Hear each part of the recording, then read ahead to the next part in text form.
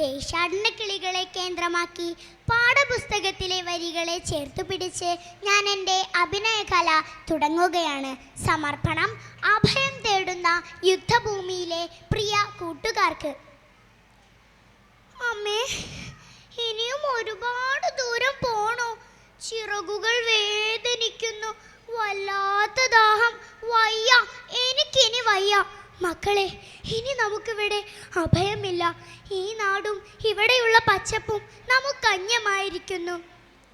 ഇല്ല അമ്മേ, ഞങ്ങളില്ല. കൂട്ടുകാരെ വിട്ട് ഞങ്ങൾ എവിടേക്കും വരുന്നില്ല.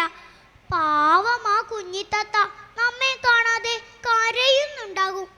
ഇല്ല മക്കളെ, ഇനിയൊരു തിരിച്ചു പോക്കില്ല. കണ്ണു വെച്ച് നടക്കുകയാണ് കഴുകൻ.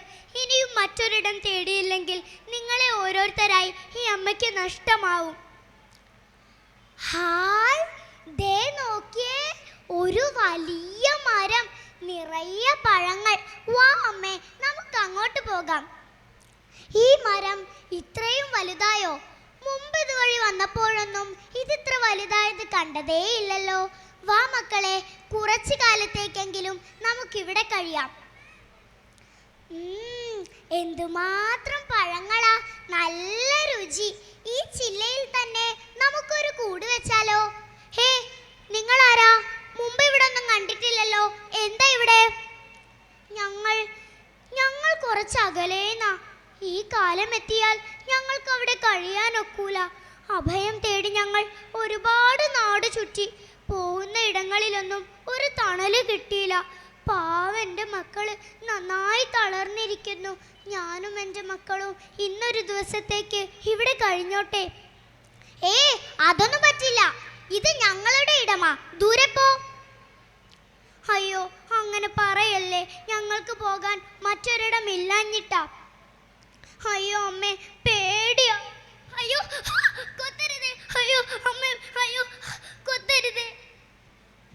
അയ്യോ എൻ്റെ കുഞ്ഞ്, എന്തിനാ ഞങ്ങളോട് ഈ ക്രൂരത? എന്തു പറ്റി? കുഞ്ഞിനെന്തു പറ്റിയതാ? വിശന്നു തളർന്നിട്ടാ. പോകാൻ മറ്റൊരിടം ഇല്ലാഞ്ഞിട്ടാ. ഇങ്ങനെ കൊത്തിയാട്ടാൻ ഞങ്ങൾ എന്ത് ചെയ്തു? അരുത്, നിർത്തൂ. നിങ്ങൾ എന്താണ് ഈ ചെയ്യുന്നത്? ഇവരോട് ഈ മരത്തിലേക്ക് കയറരുത് എന്ന് പറയാൻ നിങ്ങൾക്ക് എന്ത് അധികാരം? നോക്കൂ, ഇവരും നമ്മെ പോലെ പറവകൾ തന്നെയല്ലേ. വേണ്ട, ഞങ്ങൾക്കൊന്നും വേണ്ട. ആർത്തിയുള്ളവരെടുത്തോട്ടെയല്ല, ഞങ്ങൾക്കൊന്നും വേണ്ട.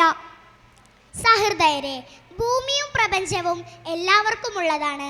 ഓരോ ജീവിയും പരസ്പരം സ്നേഹിക്കുക, തളർന്നു പോയവർക്ക് താങ്ങാവുക. നന്ദി, നമസ്കാരം.